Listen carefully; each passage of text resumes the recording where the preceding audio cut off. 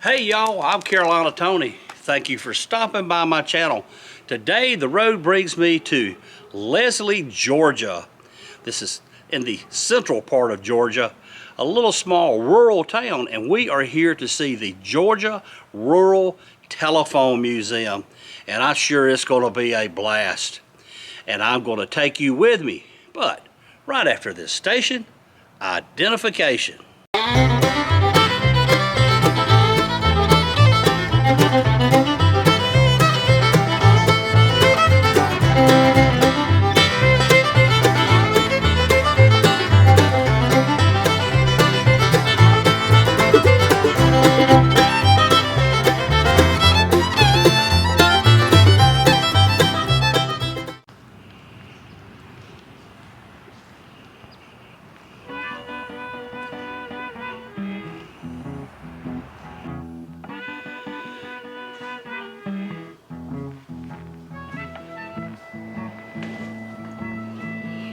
We are going to look at some rural telephones.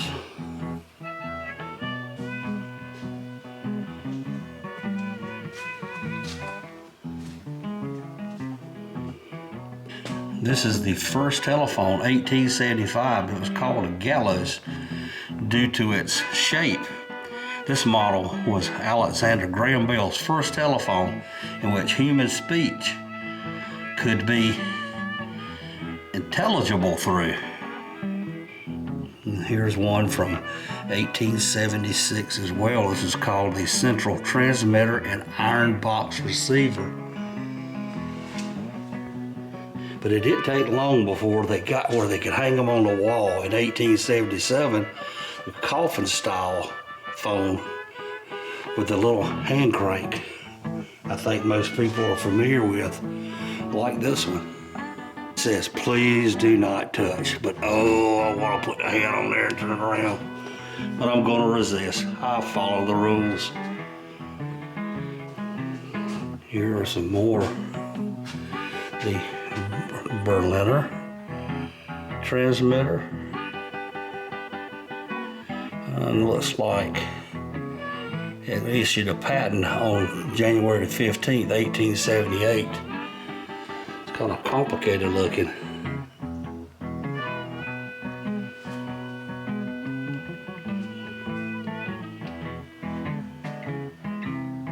There's the operator. And it looks like she is operating with her children in tow right from her bedroom.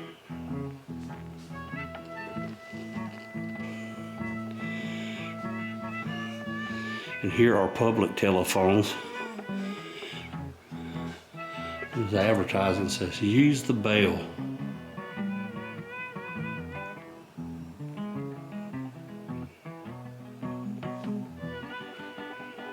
I know nowadays people have earbuds that they put in their ears so they could talk on their phone. This is the early version of that.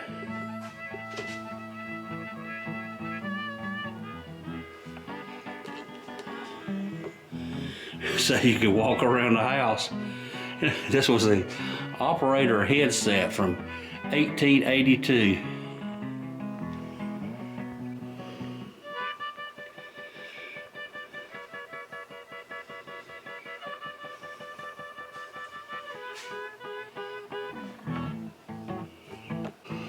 I will tell you, there are a lot of phones in here.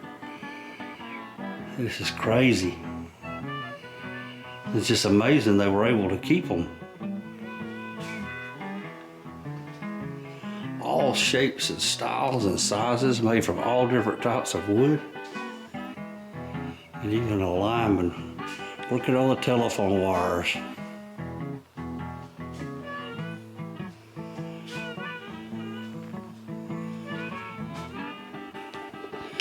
This is the presidential switchboard. The switchboard was used by the Citizens Telephone to serve President Jimmy Carter from 1977 to 1981. And even for 1981 standards, that seems very primitive looking. And there's old Jimmy himself.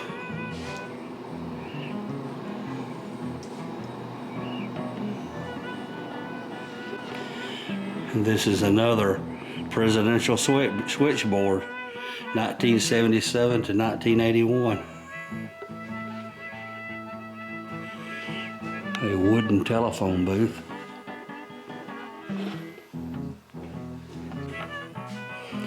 Another wooden telephone booth. Well, let's go through here.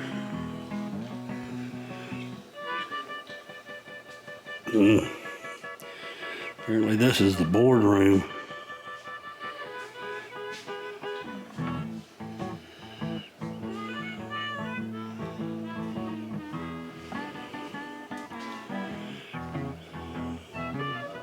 More old telephones. These are more candlestick phones. This is from 1915, 1919, 1930, so the early 1900s.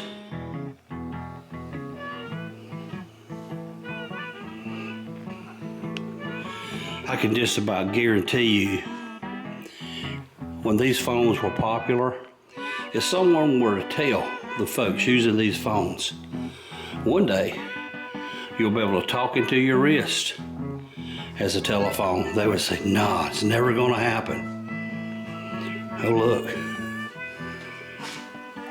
this is from the Kellogg Manufacturing Company, 1903. A metal helmet type vase that can seal a phone. And does anyone know what this lady would be called? A flapper. Now these phones you may be a little more familiar with, are more modern phones. Those would have probably been, I'm guessing, perhaps the 1940s, 1950s. And then beginning to get a little more stylish as the years goes on. Even a Snoopy phone and a Mickey Mouse phone. Those phones were actually push button.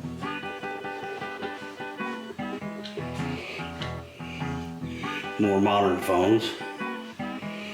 I've used phones like this and had this in my house and had a phone like this and actually my office phone. Up until 6 months ago, that was it. And I've had that cell phone, and actually this was my very first cell phone. It was mounted in my truck and it carried a bag with a battery in it. This had to be for like a city where you would call and everyone had their number, and when they called they would switch around to who you wanted to talk to. And there the ladies actually working this very switchboard.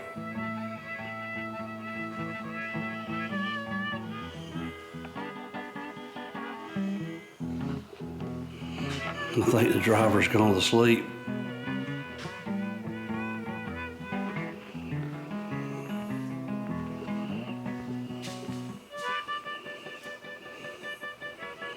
Holy moly. This place is huge.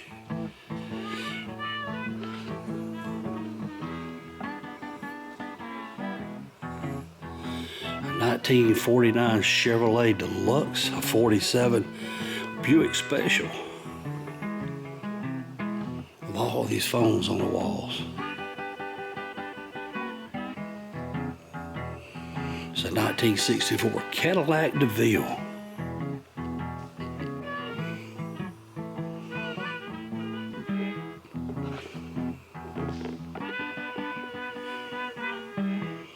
Here's an Al Capone style car.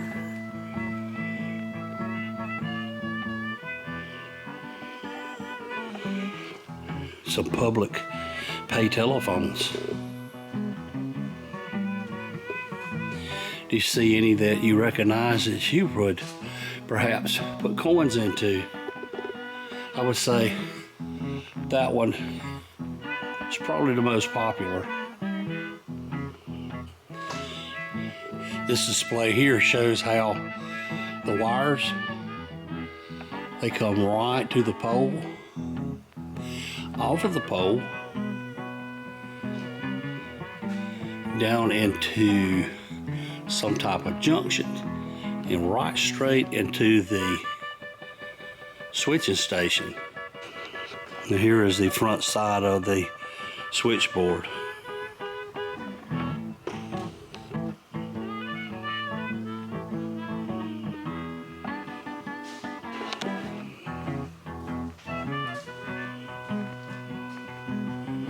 The guy's working on the wires. Look at all those wires.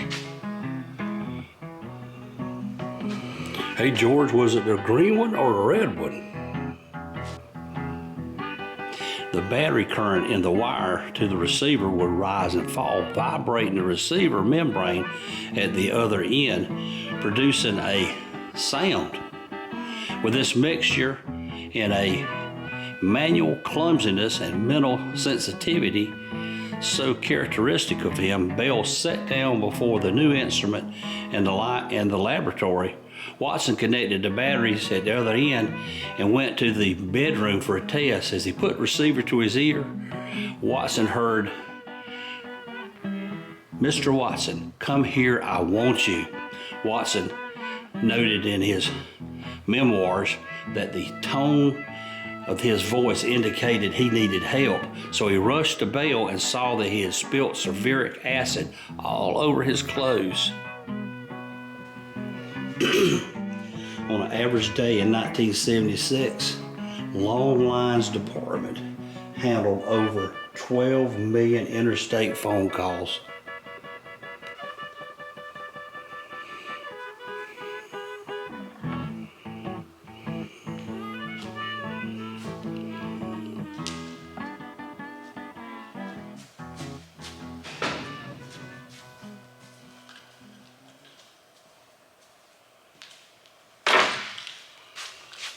Well, I hope you have enjoyed our visit to Leslie, Georgia, the home of the Georgia Rural Telephone Museum. This place was huge. Every telephone you could think of is in here. Lots of history. You could spend a good half day here studying these phones. If you enjoyed this video, be sure to go down below. Give them a big old thumbs up. Be sure to tell your family and friends. But until next time, y'all have a good day.